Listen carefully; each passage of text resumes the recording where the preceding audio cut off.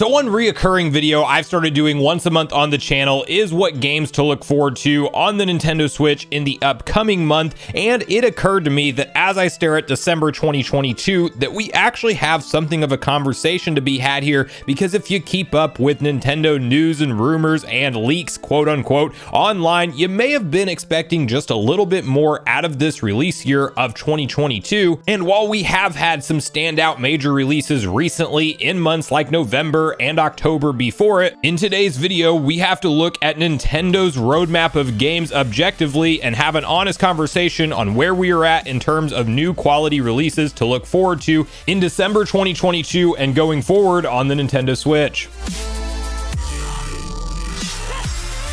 What's up, Nation? If it's your first time on the channel, make sure you join Sunbro Nation by subscribing below. Hit the like button on this video if you enjoy it today. Make sure you turn on your bell notification icon. You're kept up to date with all the newest gaming news. As I mentioned, guys, today we were having a real conversation around how Nintendo Switch's 2022 December games lineup looks, and even a brief conversation of how it looks past that as we start to talk about 2023, because yes, at the time of filming this video, it is the last day of November, the 30th of the month. That means we start December 1st tomorrow, and while I do think that you can say there's been a lot of good in 2022 if you just highlight the first party Nintendo Switch releases, we kicked off in a big way with Pokemon Legends Arceus at the end of January, which I had a ton of fun with. We also had the first wave of the Booster Course Pass for Mario Kart 8 Deluxe hit in March, and then Kirby and the Forgotten Land late March. Nintendo Switch Sports, while that one left a lot to be desired for me, and it just recently got a golf update launched in the end of April. Then we had Mario Strikers Battle League in the middle of June, which is unfortunately following the very light on content at launch Mario Sports style drip feed update schedule that Nintendo has fallen into with those games. So definitely not as big of a fan as I thought I would be of that particular title. There's just not enough to do in it. Fire Emblem Warriors also in the middle of June, Monster Hunter Rise Sunbreak at the end of June, Xenoblade Chronicles 3 at the end of July. Booster Course Pass Wave 2 in August, Kirby's Dream Buffet also in August, which is definitely a smaller eShop style game, but still a notable surprise from Nintendo. Splatoon 3, a massive release on September 9th. Mario plus Rabbids Sparks of Hope in October, and also Bayonetta 3 in October. And then we had the huge show closer for the year for Nintendo being Pokemon Scarlet and Violet, launching at the end of November with a great gameplay formula, but some glaring performance issues that hopefully get addressed sooner rather than later, but that remains to be seen. And as we now transition into staring into the games roadmap for December, it is kind of becoming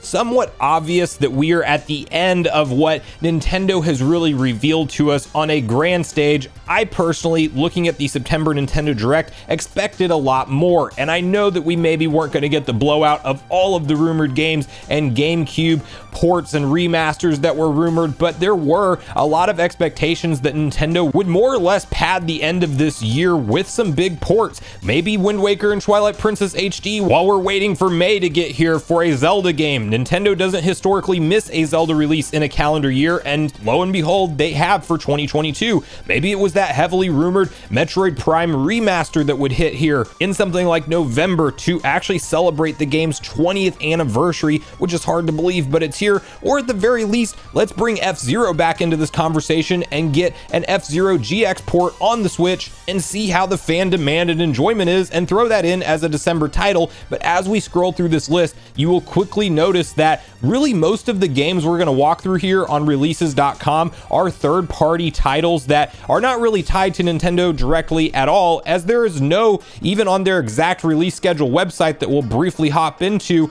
there is no release date from Nintendo at all around any kind of game, because yes, nothing first party directly from Nintendo is coming up. The next thing that we have to look forward to in January is Fire Emblem Engage, Kirby's Return to Dreamland Deluxe in February, and then we're already skipping to May, which of course we're probably expecting a February Nintendo Direct or early year Nintendo Direct to kick off a lot more announcements. But I do think that as we look at this list, the only thing notable that's confirmed in December from Nintendo themselves is the Booster Course Pass Wave 3, which I have really been been enjoying the consistency of being able to loosely every 4 months expect a new wave of Mario Kart DLC to hit, and the tracks by all accounts have just been getting better and better. And while I am personally still ready for a new Mario Kart experience, I do think that this was a smart decision considering the sales momentum that will never die for Mario Kart 8 Deluxe to just double down on it and release a lot of the tour tracks that were being worked on anyway, and breathing some new life into this game for existing Mario Kart fans that have just been waiting around for Nintendo to announce anything new.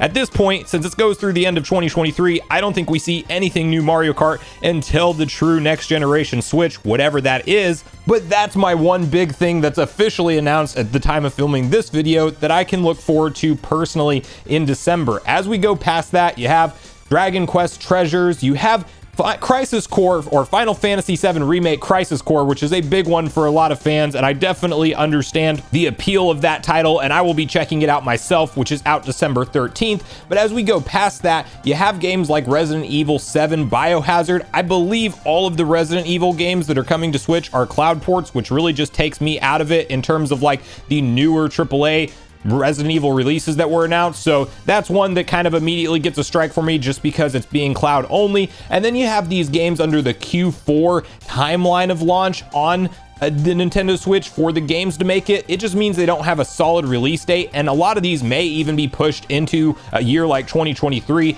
And then you just have games that are only slotted for the 2022 timeline, which, guys, you're running out of time to give us an announce date on many of these games because, as I mentioned, tomorrow is December at the time of filming this video. So yes, there's many titles on here that we don't know if they will actually be making it out this year or not. I could definitely see some of these sliding into next year with the lack of confirmation. Now, we do have Dying Light 2 Stay Human, also a cloud port that was actually delayed. I believe it was supposed to be out in February of this year, and here we are just with a 2022 time slot and no exact confirmation when that launches. And then somewhere on this list we skipped over Sports Story, which will be out in December as well, and that was actually, that's at the end of this one here. That was a surprise announcement from the most recent Nintendo Indie World Direct, which I thought was a nice addition to at least round out and give us an extra title. But honestly, when we look at this lineup and considering that it's the holiday season right now, and yes, Pokemon Scarlet and Violet are selling a ton of new Switches and generating a ton of momentum for the Switch as a whole during this holiday season, I definitely think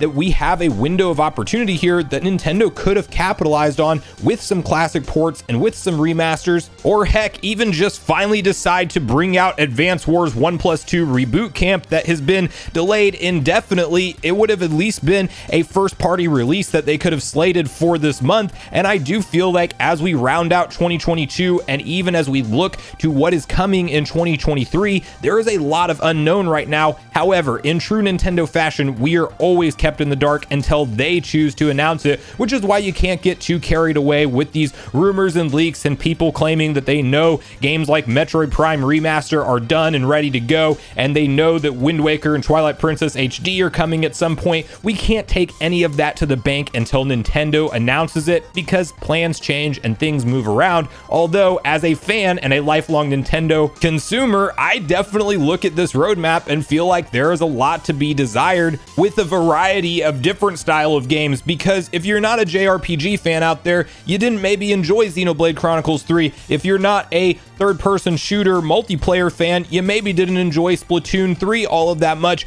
And if you're not a tactical RPG fan, you maybe didn't enjoy Mario plus Rabbids Sparks of Hope all that much. Bayonetta 3, an action RPG, that's got its own audience for sure. It's definitely more niche. And then Pokemon Scarlet and Violet, the first open world style Pokemon game, it definitely meets the needs of a lot of consumers, and I personally am having a ton of fun with it, even keeping in mind the performance issues. But I think a series like Metroid Prime, a Zelda somewhere slated in 2022, a Mario platforming title of some sort, a Donkey Kong, or even just an F-Zero for the fast action racer fans, I think that as we round out the year and zoom out and see some of the simpler projects that could have been brought to the Switch, that yes, this wasn't the blowout gaming year that I think a lot of people originally felt like it would be, and maybe this entire tone and conversation would be different if we had Zelda Tears of the Kingdom launching in its original slated year of 2022 as opposed to being pushed to May 2023. But I can't help but feel like personally at the end of the day, something at the end of this year is missing. Will Nintendo surprise shadow drop some new games that are unannounced right now? Totally a possibility.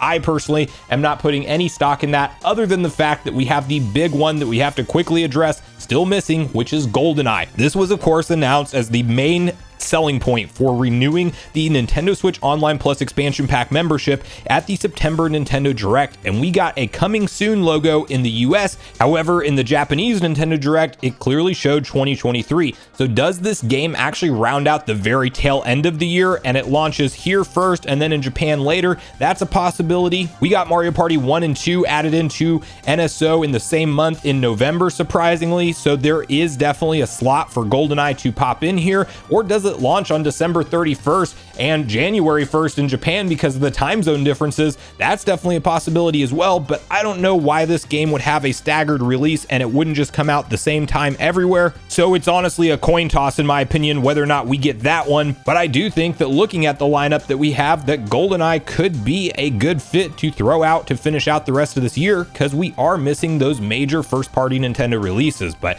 that's my personal 2 cents on everything. I want to hear from you guys at this point in the video, all your personal thoughts and feelings of how this year has been as a whole from first party Nintendo releases, and whether or not you think that yes, we could have gotten just a little bit more towards the back half of the year, or if you think that Nintendo has honestly blown it out of the water this year and you've been more than happy with everything we've gotten and are just that much more hyped for 2023 and what we know about it so far. So regardless of your thoughts and feelings on everything we talked about today, I do look forward to hearing from you all in the comments down below before you leave the video, as I do look forward to getting a back and forth conversation started with you all around these topics. Go watch yesterday's video next if you haven't already, which is on screen right now. Also make sure you like, subscribe, turn on your notification bell, and I will see you guys in the next video.